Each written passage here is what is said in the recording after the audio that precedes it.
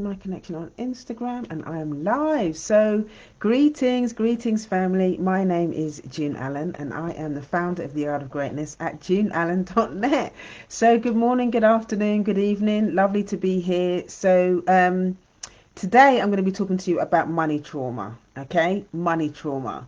Quite often we can think about money and anything that we do to kind of make money. We can think about it within the context of our salary. Hi, thanks for joining. We think about it within the context of our salary, how we're going to spend it and all of that kind of stuff. But one of the things that's really also important to think about is, you know, how do you spend, not just how, sorry, but why do you spend the money the way that you spend it? Okay. What is driving the way that you deal with money? What would you say about the relationship that you have with money? So as black people, this is something that has always really intrigued me about money, because when we think about our relationship with money and we think about how our black bodies were used initially on these plantations, okay, in terms of, to fuel capitalism, okay, what does that mean for us in terms of what's been passed down? What does that mean for us in terms of our relationship with money?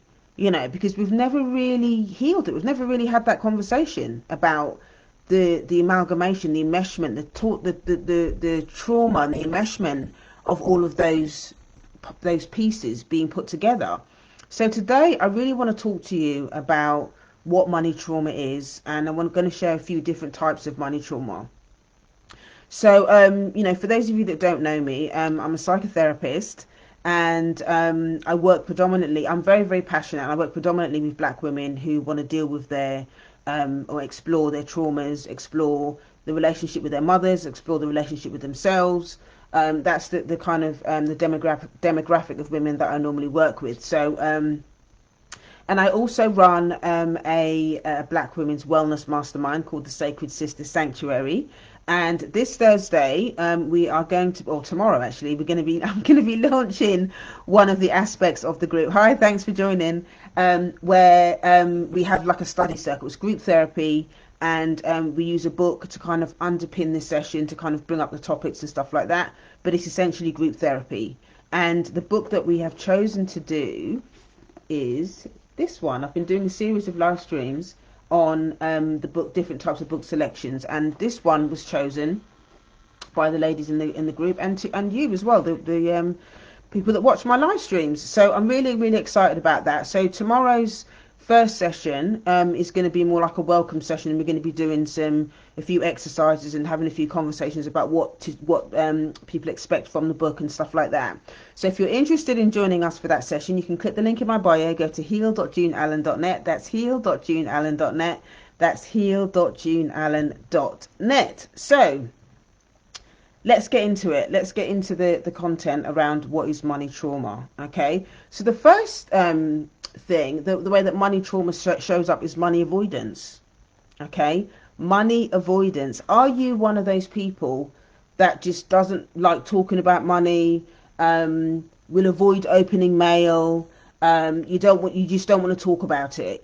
I know people that would rather, people are quite more open about talking about sex than they are talking about money.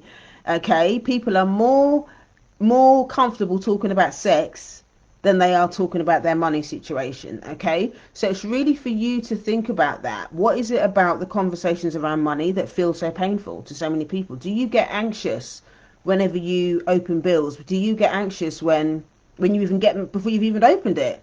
You get the letter that comes through the letterbox, and you look at it, you see it's one of those little window ones, and do you get like anxiety that comes up when you think about it? This is all part of how trauma around money shows up. Okay, and you might not really be that conscious of it. It might just be something that happens, but you don't really think about it. You just get the mail that comes in, and you just put it away in a drawer or something. You think, oh, I'll deal with that later. But why is that? Why is that there's an anxiety, there's an avoidance around looking at what's in the envelope? Okay, these are all things to really think about. These are all things to really, really think about.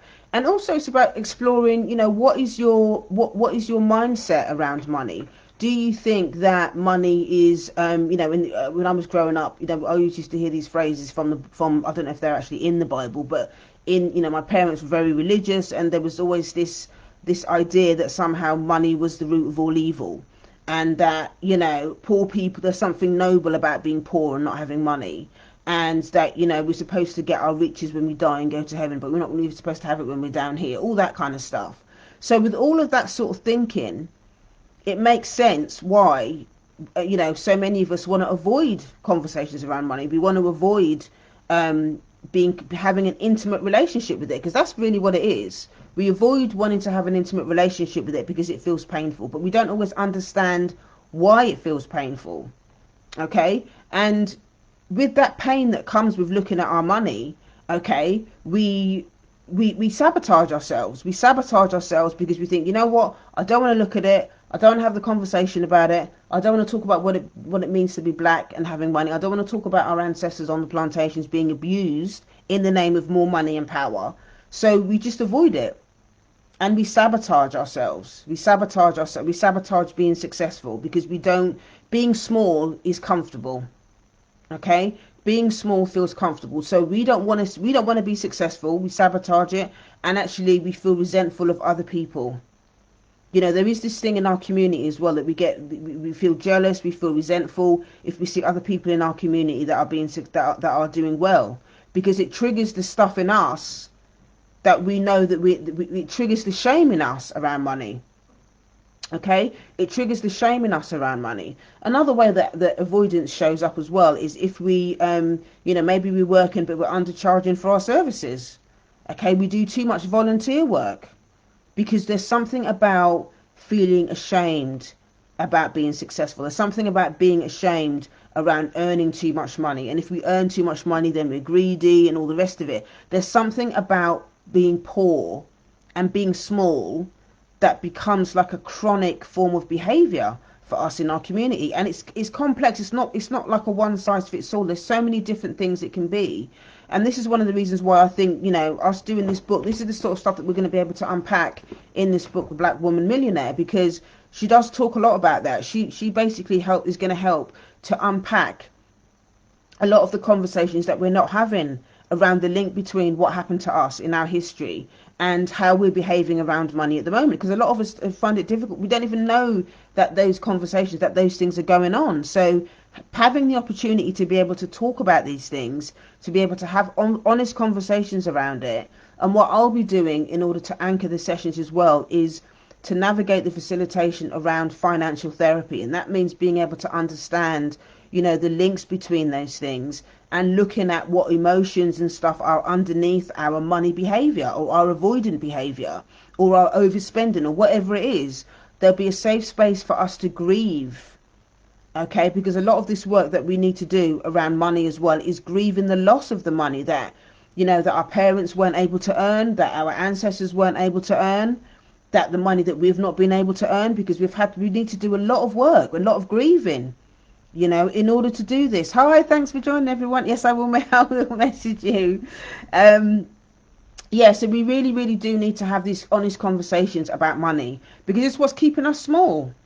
I see a lot of people talking about the practicalities of money management. Yes, you need to set a budget or set a business set a spending plan. Yes, you need to check your bank account and your statements. Yes, you need to making sure that your outgoings are less than your income and all of that. We understand all of these things intellectually, and it sounds really simple on paper, but then at the same time there's so many of us that find this stuff really difficult, and that a lot of us are not doing those things. So you have to ask yourself why. Why is it that so many of us find that stuff really, really difficult? And the reason so many of us find it difficult is because there's stuff that's going on behind all of those practicalities around our money. We're not aware, and we're not having the conversations around what is actually going on with our relationship with money. Okay, we're not exploring what our parents, what our family's relationship with money was like. Did your parents used to hoard stuff? Did your parents overspend?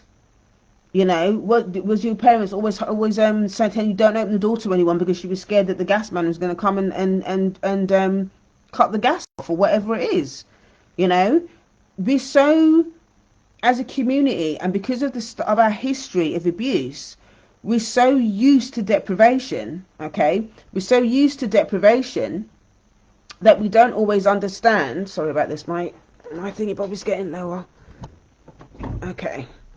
So we're so used to deprivation that we don't really understand what's going on for us in terms of money, and that's why a lot of us are not doing well. Just give me 1 second. I just need to put this thing back on. It's starting to come off. Okay, I might have to change that in a minute. All right. So yeah, we really need to be clear about what's happening for us in terms of our money situation, so that we can start to have honest conversations about where we are with money. Okay. Yeah, we need to have the honest conversations about where we are with money. That's so important. Okay, so money avoidance, that's number one. Okay, number two is money worship. Okay, so somebody's put in the comments, it's like living in scarcity has been normalized. Exactly. It has been normalized. And we need to be able to have honest conversations about, it's not normal for us to be living in that amount of poverty. Okay, I'm just going to pause it for a minute because this frigging thing it's going to fall off. Okay, 1 second.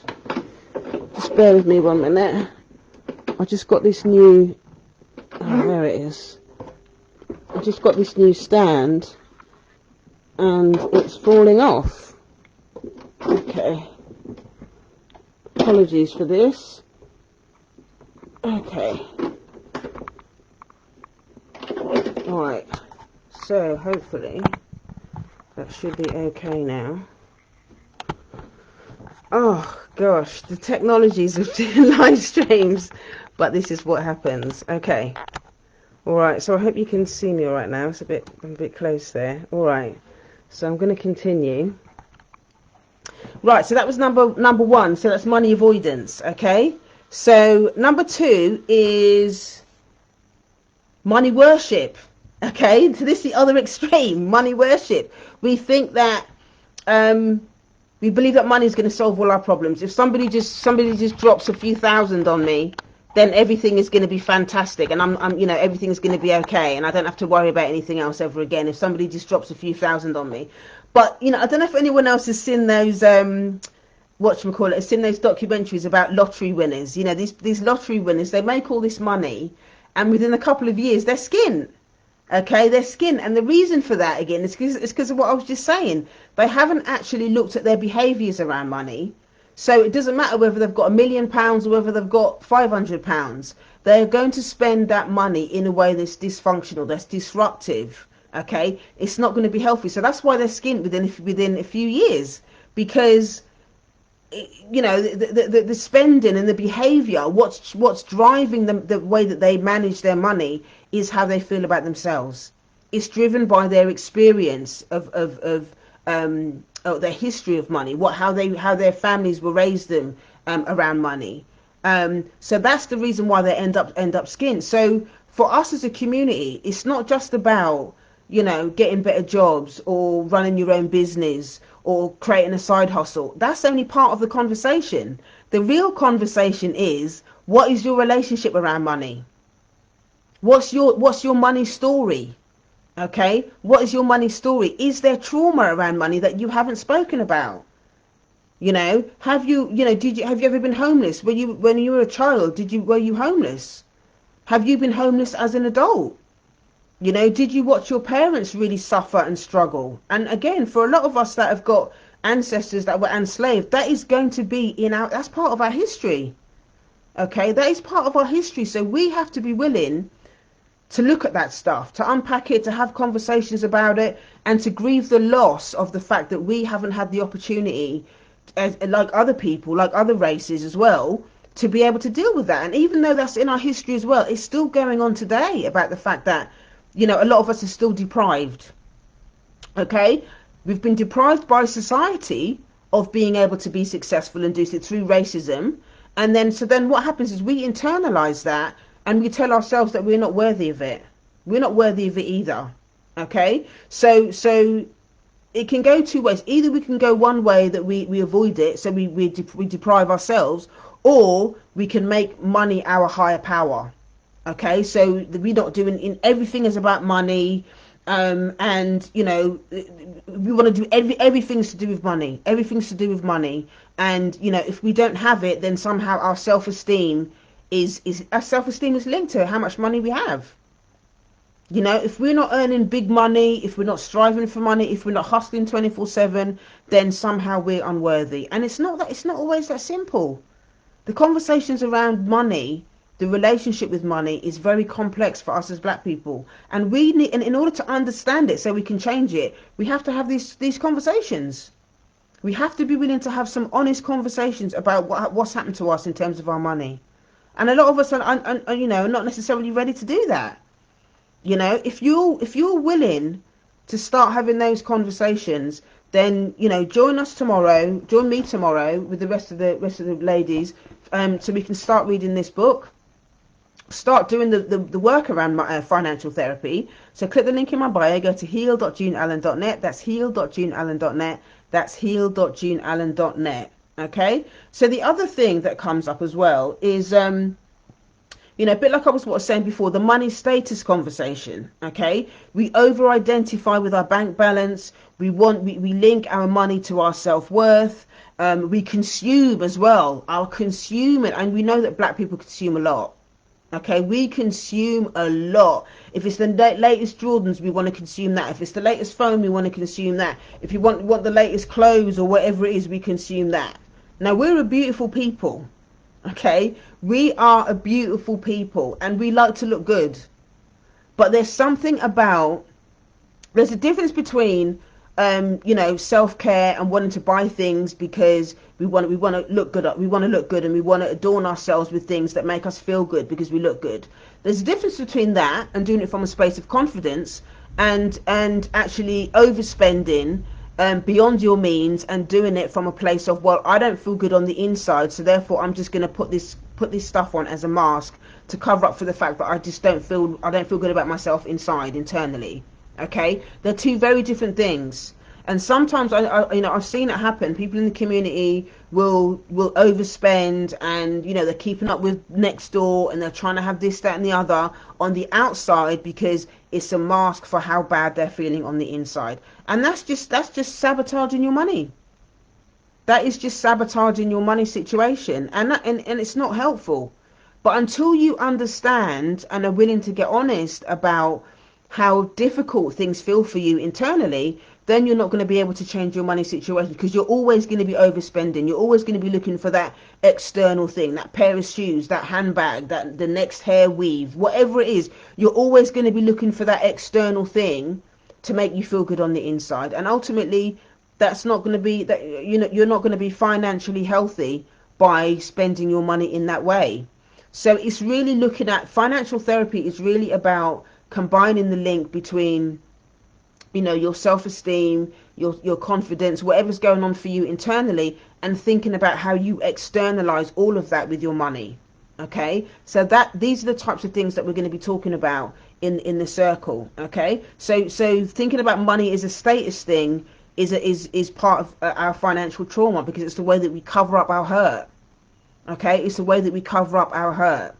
Okay, so the last one that I want to share is about financial anxiety. Okay, so sometimes financial anxiety can show up as being like compulsively frugal.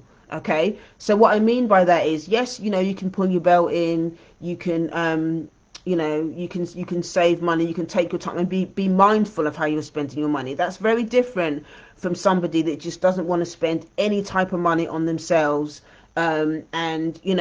I mean, I've seen there's stories that I've read, and actually there was a couple of people that I won't name them, but there's a couple of people, not clients or anything, just people who I know, who would do things like, sometimes their food had gone off, okay, and all they would do would just cut the moldy bits off. I mean, this food had literally it was dead. Okay, this food was off, and they would literally just cut the bits off and cook it. Not because they can't afford it, but because they're so frugal. I mean, and that's putting them at risk of making themselves ill. You know, they're putting themselves at risk of making themselves ill because they're so anxious about where is their next lot of money coming from, and they're so afraid that they're willing to put themselves at risk of being ill by eating this food. It's just not good for them. Okay, now obviously that's an extreme example of it, but do you recognize that sort of anxiety for you when you think about spending money? Okay, when you're buying food and all of that kind of stuff, do you find that you deprive yourself so much around your self-care? This is another conversation that I've had a lot with a lot of black women. You know, we've been taught that, you know, that self-care and looking after yourself is for white people. That's what we've been taught. All of that, you know, going to spas and you know, having manicures and all of that sort of stuff. We've been taught that all of that stuff is not for us; it's for white people. You know, and it's absolute nonsense. You know, there are things that we need to do to take care of ourselves. Okay, even therapy. You know, people saying that therapy is a luxury. Therapy is not a luxury. As a black person living under the system of racism, all of us need to be doing some sort of self-care, some sort of therapy. Maybe not everybody can afford to. There's a spectrum, isn't there? There's a spectrum of ways that you can look after yourself. Therapy is one of those tools. Okay, and one of the reasons why I'm doing the group, the study circle, is because, you know, it's a lot more affordable than having, say, one-to-one therapy. There is always something that you can do to be taking care of yourself. But we need to be doing something to take care of ourselves, okay? Because we live inside a system that is still abusing us, that is still impacting our self-esteem, that is still telling us that we're not good enough, okay? So how do you deal with that on a daily basis? Most people, or a lot of people, they will overspend. They'll think another pair of shoes or whatever is gonna soothe them from feeling how they feel about themselves, okay? And it might do temporarily. You know, it might do temporarily, but is that really going to help long term? Is that new pair of trainers, or is that pair of shoes that you've been obsessing over? Is that really going to help you long term? It might make you feel good about yourself, you know, in the short term or when you wear them, okay? But I know from my own experience, I've done that. You know, I've done that. I've been in a situation where you know, I've gone and bought something, or been obsessing about something, thinking that thing is going to make me feel better about myself, and, you know, it's going to make me look cool or whatever it is. And so I buy that thing, and sometimes, you know, even the minute after I bought it, I'm looking for the next thing to obsess about, because what this is really about is my avoidance of something. I'm trying to avoid an emotion. Okay, so what I've done is I'll go and overspend on something. I'll go and spend money, or I'll go and you know, I'll go and do something, spend some money, go and buy something, because for a minute it makes me feel better about myself. You know, and you all know what I'm talking about. I know you all know what I'm talking about. You've all been there. You all know what I'm talking about. And you all know that it doesn't work. You just end up with 12, 15, 20, 25 pairs of shoes that are sitting in your wardrobe, or your clothes or whatever. They've probably still got the tag still on it, and you ain't worn it. Exactly, not wanting to be present. People don't want to be present. And I get it, I understand it. Because we're living inside a system that makes it difficult to be present. It's painful to be present. It's painful to be present under this system, because there's so many things that we're trying to navigate. And with this cost of living crisis that we're trying to deal with as well now, it's just more pressure. It's more pressure on what we're already feeling already for us as a community. But the answer is not to go out and get those pair of shoes. The answer is to do the foundational work. Okay, stop trying to put plasters on things. Okay, that need more. Okay, this temporary stuff that we're trying to do, this temporary stuff that we're trying to fix, it don't work. We need to do the foundational work, and that means understanding our relationship with our history around money, understanding your relationship with money within your family, okay, and understanding the relationship that you have with yourself around money. Those 3 points, this triangle of awareness, is something I always use. Whether I'm working with clients one-to-one, whether I'm doing group work, or whatever the case may be, I always use that triangle of awareness, and I make it within the context of whatever it is we're studying. So within the context of money, okay, it's relationship with self. What is your relationship with money, with your own spending? What is the relationship with your family? Okay? And what is the relationship with your history, with whiteness, with living under the system of racism, your ancestors? How does all of that stuff show up in how you're spending money today? Okay? Our ancestors were robbed of the ability to earn money. Okay? They worked on those plantations for years. In my case, my ancestors in Jamaica worked for 240 years for free on those sugar plantations. They were beaten to death if they didn't produce what they're supposed to produce. They worked for free for 240 years, okay, to make this country rich. Okay, so we have to ask ourselves the question: if my ancestors say worked all of those years, okay, and didn't earn any money, what then is my relationship to money? How is that going to impact my relationship to money? How is that stuff being passed down? The trauma of that. Okay? We also know that even when our ancestors left the plantations, if there was any success, okay, if there was any success, racists would burn that shit down. They would burn that shit down. If they thought that we were being too uppity, too successful, we could get killed for it, we could get lit, they would just take it. They would just take it. Okay, whether it's what my ancestors in Jamaica, you know, in America, you hear about them burning down Black Wall Street. You know, this system has a history of violently tearing the stuff away from us, our ability to build wealth, our ability to, and even today, you know, this is still facts. Okay, that black people, particularly black women, we earn the least per hour in the workplace. Okay, so what does that mean for us as a community in terms of our money trauma? Okay, what does that mean for us in terms of our money trauma? And what does that mean for us in terms of how we feel we have the right to be visible?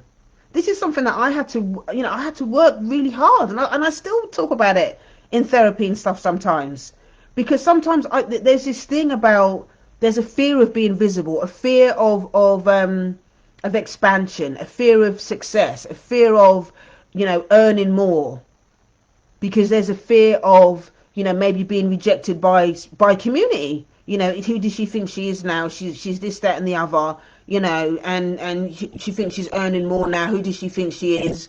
She thinks she's white now because she's earning this, that, and the other. You know, I've heard people say in the community about each other, and what's rooted in that is a lot of shame around, you know, what they personally think that they're not doing. So it's not really about the other person trying to be successful. It's really about that person who's making the derogatory comment feeling ashamed of what they haven't done, or what they can't do, what they believe they can't do. So what they want to do then is stop other people being successful, because they don't want to do it.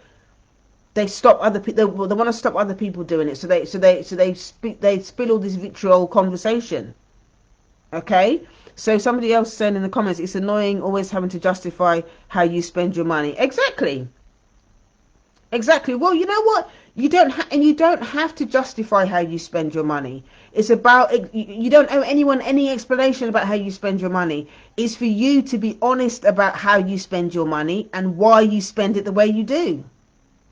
You need to be honest with yourself about how you spend your money and why. Just like you know, the example that I was giving you earlier about, you know, me overspending with clothes so that I can feel better about myself. Okay, when I realised that I was doing that, when I would be in a situation when I was feeling bad about myself and I started having the urge, the craving to go and buy something, instead of doing that, I would pause. Okay, I would pause and I would ask myself, okay, well, at the moment I'm feeling like I want to go and buy that pair of clothing or that pair of shoes that I saw last week. But really, I'll take that, put that to one side, and I'll think to myself, what's really going on underneath that? What is there a feeling that I'm trying to avoid, rather than spending that money? Maybe I'm hurt about something that I didn't realise that I was hurt about. Maybe I'm really stressed about something and I don't want to look at what's stressing me out. So I think a pair of shoes is going to be a plaster for doing that. You know, a lot of us in the community are hurting for different reasons. And money is just one way that we act out our hurt. Okay, so having a conversation about our money trauma and thinking about financial therapy as a really gentle, compassionate way to start to have those honest conversations. We have to have those conversations.